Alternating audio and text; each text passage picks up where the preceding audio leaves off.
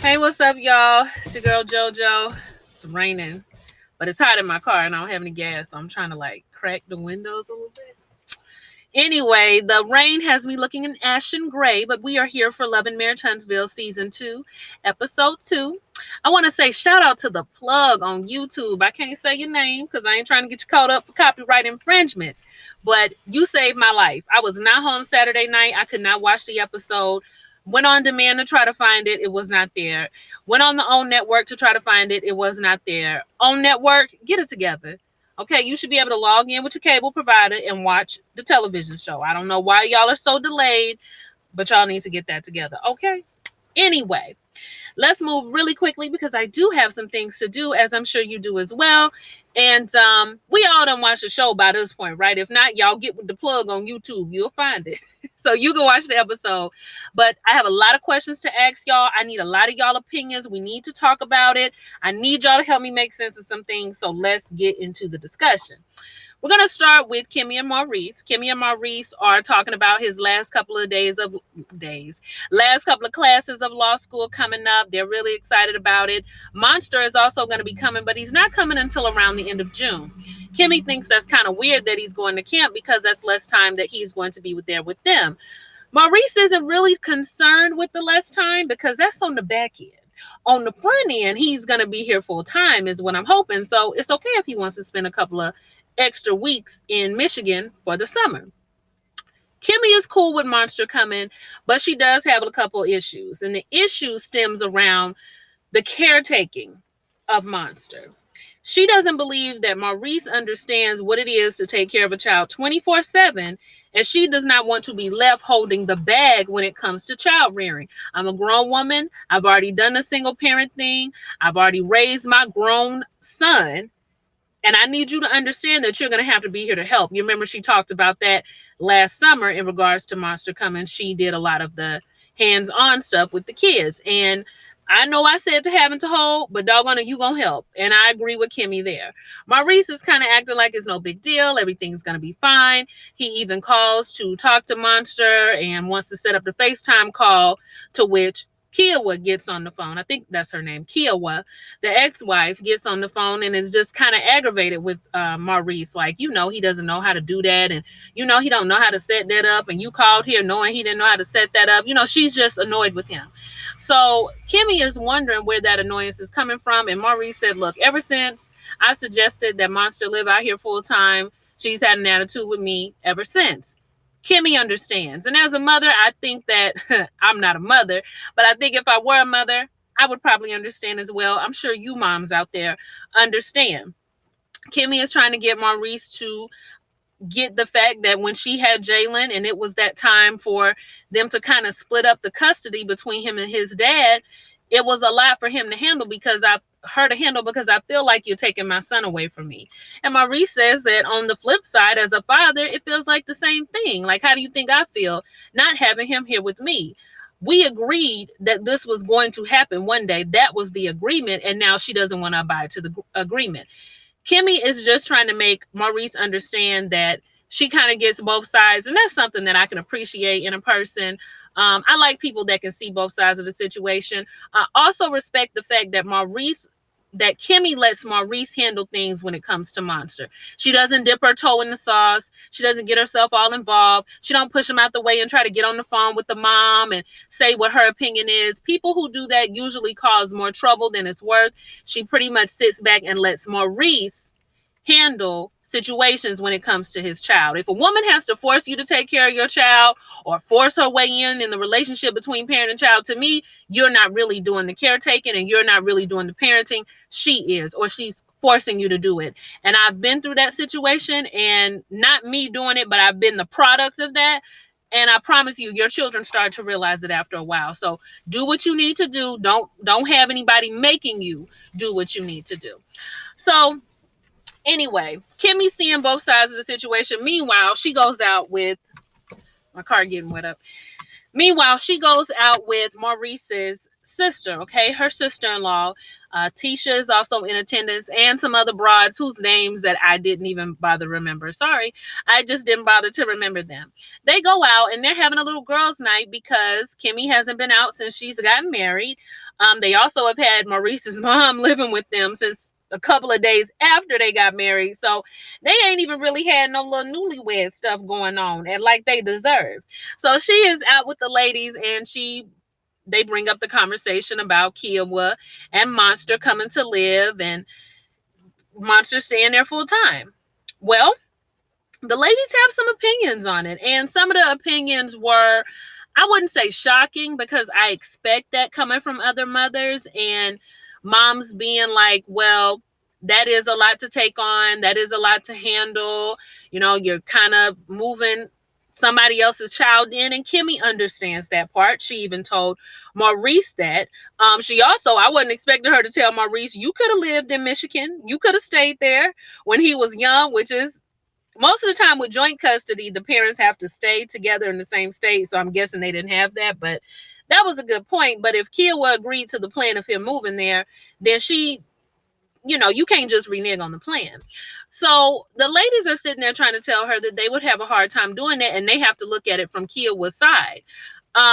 Kiowa is divorced, and Kiowa put in time with Maurice and put in all this extra effort, and now Maurice has lost weight and got Kimmy and moved on, and now you're trying to take my son away from me too. If I were her, I'd want to kill you. Okay, that's what Maurice's sister said. Now, I had a couple of problems with this conversation. Even Tisha was going very hard, like, oh, she put in the work. Kiowa put in the work. She put in the hard work and dedication with Maurice, and now y'all done moved on and y'all living y'all best life. I was just like, wait. Hold the prepaid phones, okay? Hold all of the prepaid phones. Let's start with number one, all right? And Kimmy a better one than me because she was taking it all in and taking it very well. So number one, Maurice and Kimmy have been together for years. 7 years. We might as well go ahead and say 8, okay, if we include the time they were engaged and got married, and maybe even longer than that. At what point in time does Kiowa not realize that she is no longer the new woman? She stopped being the new woman 5 years ago. At that point, you probably should have realized, okay, this girl is going to be around for a while. She's going to be around my son. Let me pick myself up and move on. If Kiowa has not moved on from Maurice at this point, I don't know what to say for sister girl. She's going to have to get some counseling. All right?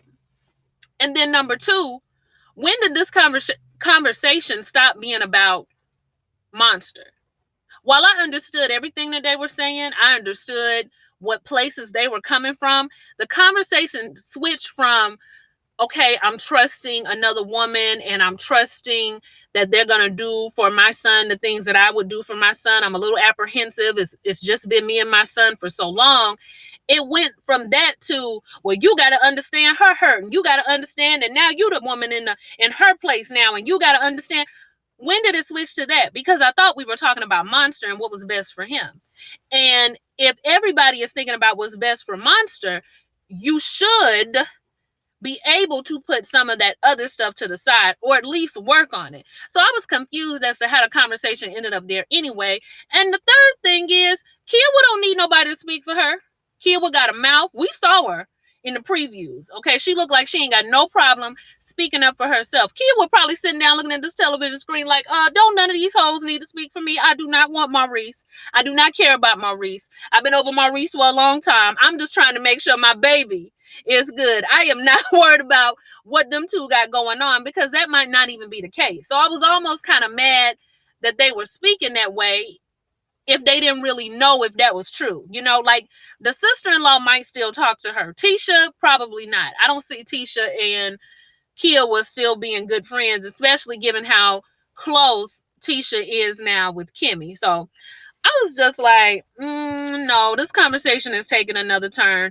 Kimmy is no longer the new girl. Stopped being a new girl a long time ago. It's not like they was dating for a year and then got married within, the next 6 months. She wasn't shell-shocked. These two have been together for a long time. So no, I don't think I'm going with that narrative.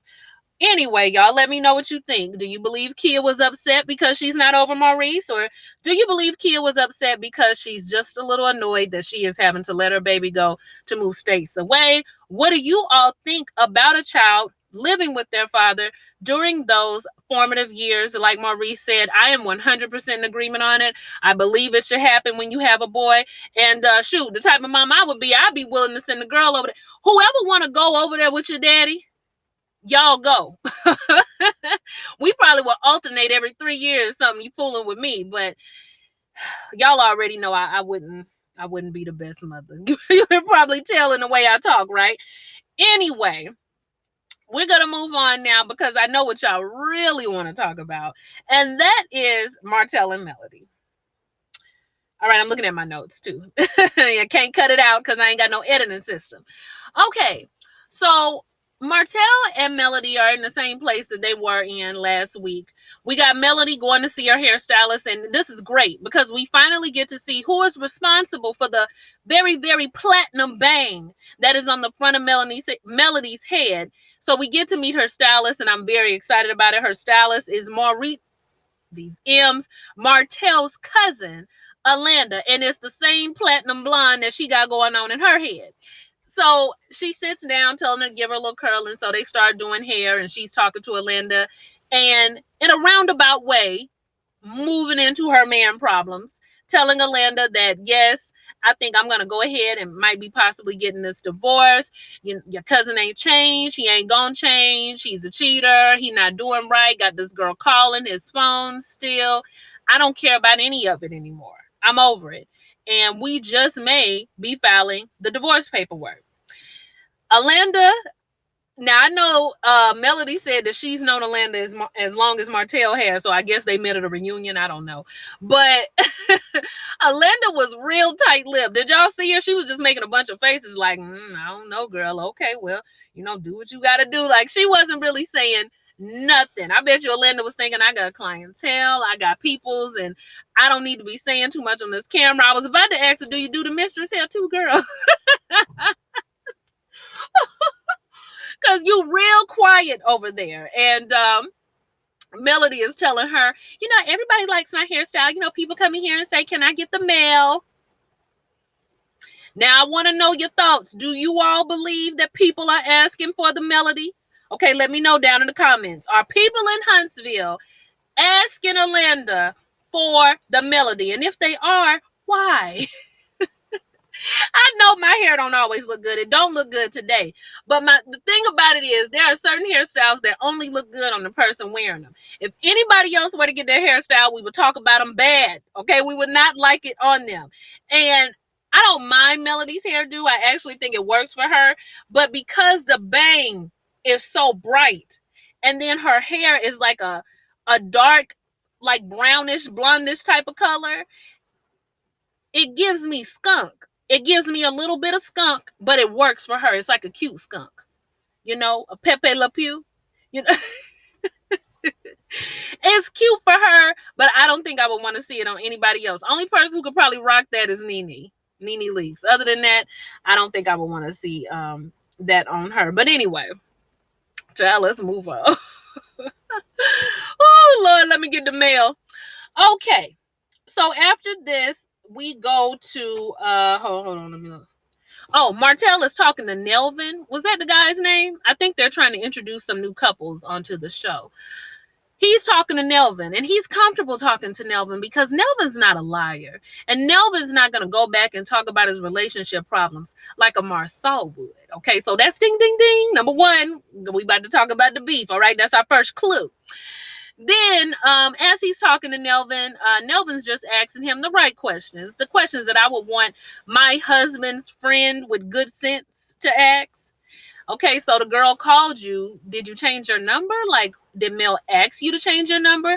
Yeah, she asked me to change my number, but I didn't think she was going to call me. Well, what enticed you to her? Why did you want her? What were you thinking? Well, I was just out there with it, and I felt powerful. That girl put me on a pedestal, and she got flew out. I flew out.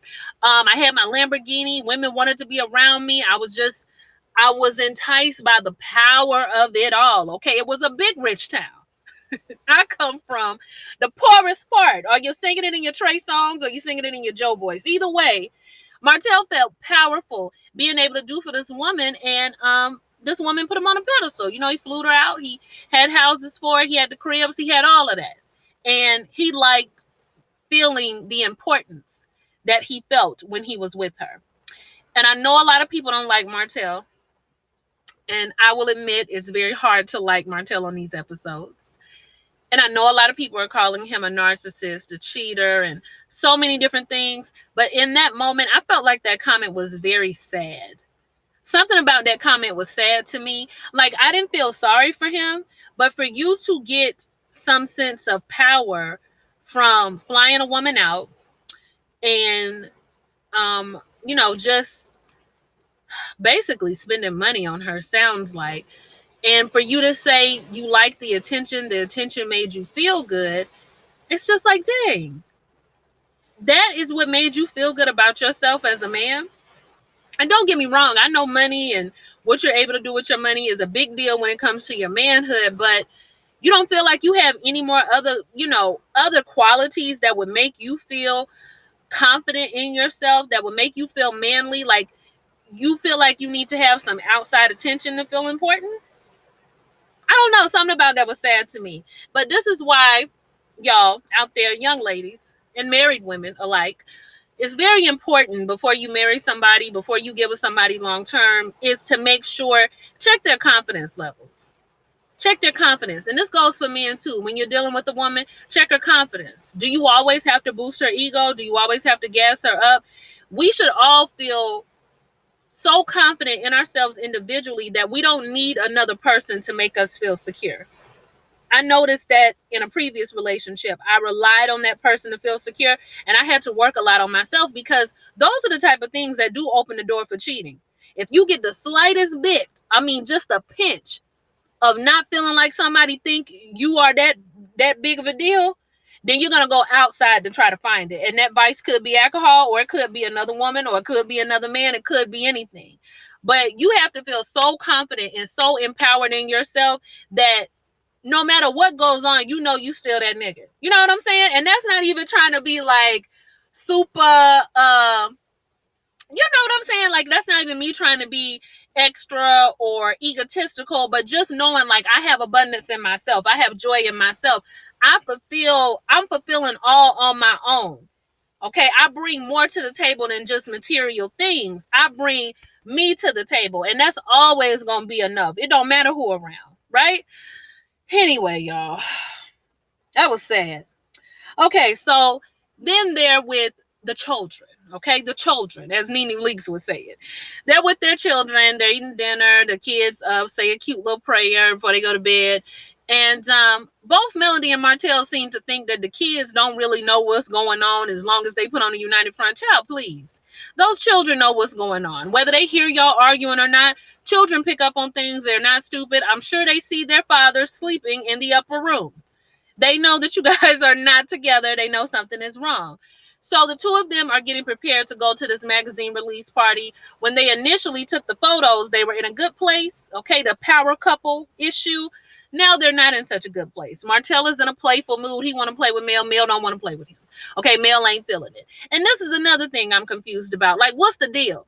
Okay, last week, I don't think I verbalized it right.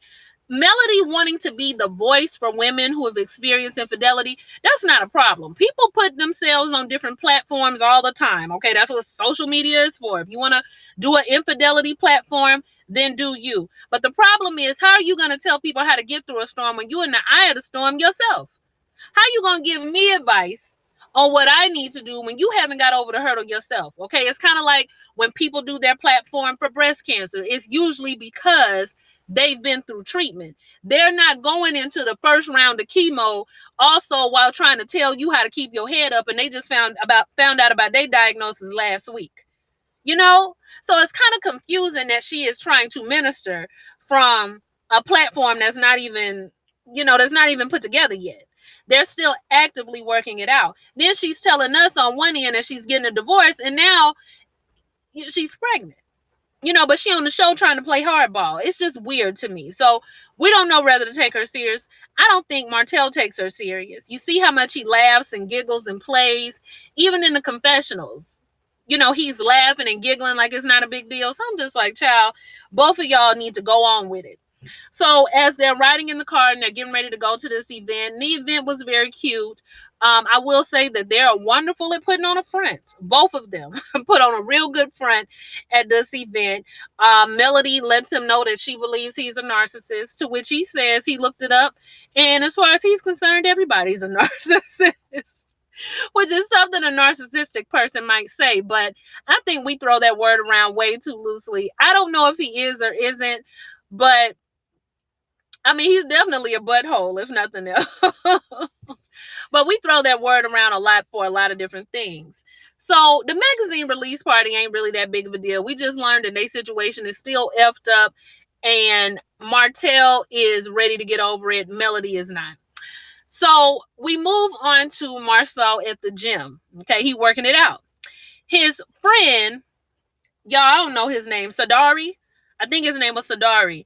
Comes in and is talking to him about how he had seen the houses going up and y'all are really doing your thing, the comeback group. Marcel says, well, yeah, but that's not really our thing anymore. That's Mel and Martell. They got the houses together. The houses look great. I agree. And Sadari said, oh, I thought it was the comeback group. Well, yeah, it's under the umbrella of the comeback group, but, we're more commercial. Okay, and credit, they're more residential. And so it was just beginning to be a lot with us trying to have our hands in something that they already know how to do. So we just kind of backed out of it, and that was basically it. All right. So Sadari says, okay, so that must have been where the problem came in, that the problem that Martell was telling me about. So Marcel is looking like, okay, ding, ding, ding. This is our second clue. We got an issue. And Marcel said, it's not no problem. Oh, yeah, it's a problem. Sadari said, yeah, it is a problem. Martell said that you were going around talking about him doing bad business and he was upset with you. So, yeah, it is a problem. Now, Sadari, I don't know if you coming onto the show, but if y'all coming onto the show, I know Carlos King hired you because you're messy. You're real messy. You thought I wasn't going to catch it. You already knew before you started the conversation that him and Martell had a problem. So while you were sitting there acting like you didn't know anything about the houses, you didn't know that the comeback group didn't put it together. You knew the comeback group didn't put it together when you went and talked to Marcel. Okay, you just wanted to get the conversation going. And he did. And we thank you. So Marcel is taken aback. He didn't know him and Martell had beef. So he gets on the phone and he calls Martell. Martell is just like, what? What's up? And Marcel said, you answering the phone like you don't got my number.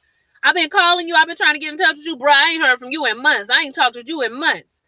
So Marcel tells him, I feel like I'm chasing a woman right now. That was shade. And Martell says to him, you know what? Let's have this conversation in person. So Marcel gives us the definition of pull up. Okay, he pull up on Martell at the house.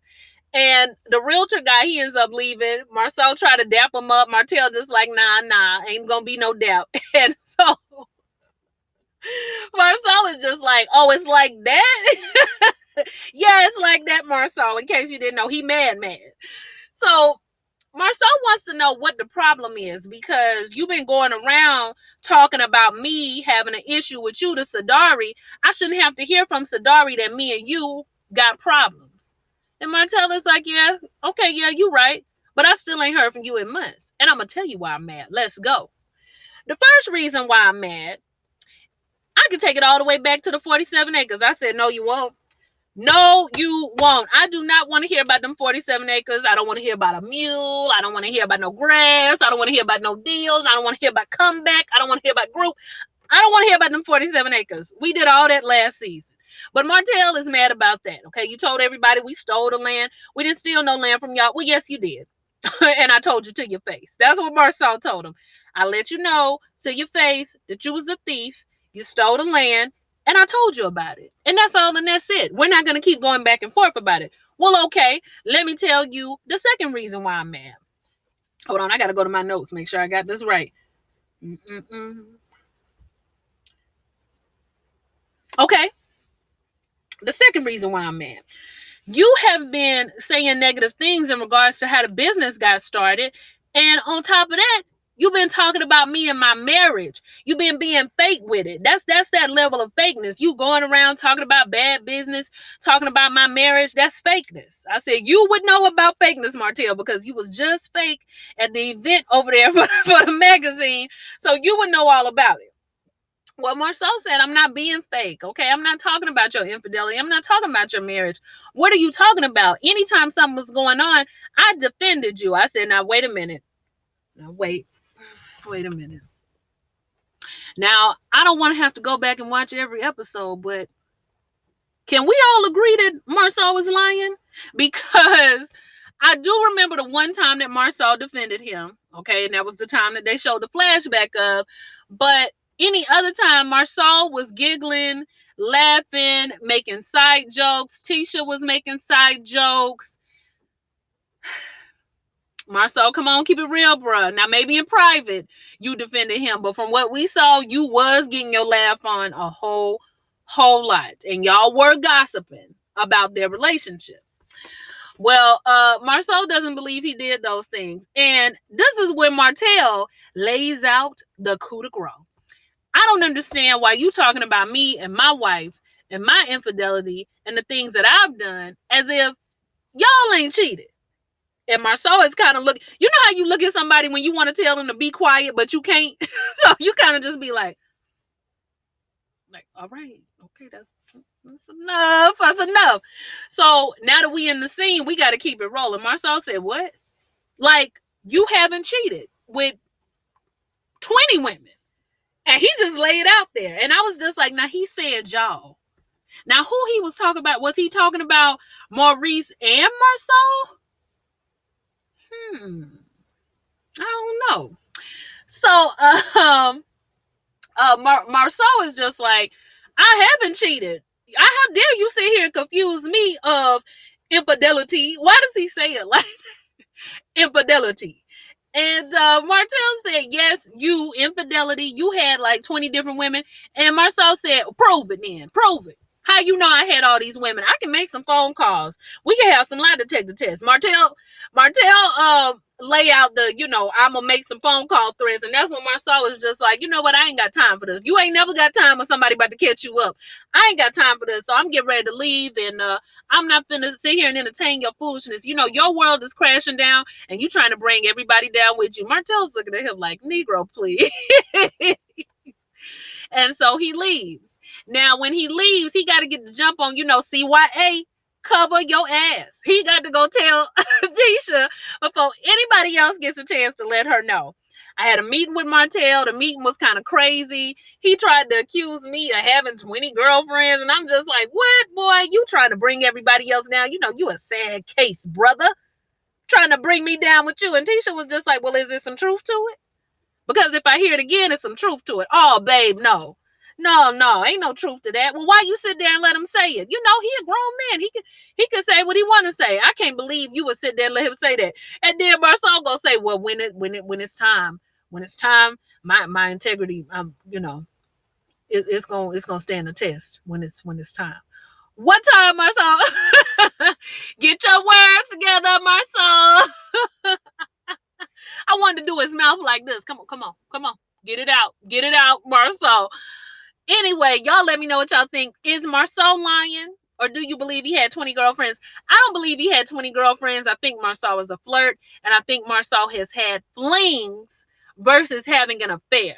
Okay, he ain't spent no money on nobody. He ain't getting them flued out because Marcel, trust me, he ain't trying to spend that kind of coin. I ain't calling him broke, but the Negro strikes me as thrifty. So he ain't trying to spend no money on no side chicks. Side chicks, that's upkeep. That's an affair. That costs money. Flings, throw a couple dollars at them, tell them to be quiet, buy my iPhone, or, get them a little trip, Barbados, and then you could just be done with the whole thing, So anyway, y'all like, comment, and subscribe. This is 30 minutes long, so let me go. Y'all have a good one, okay? Bye.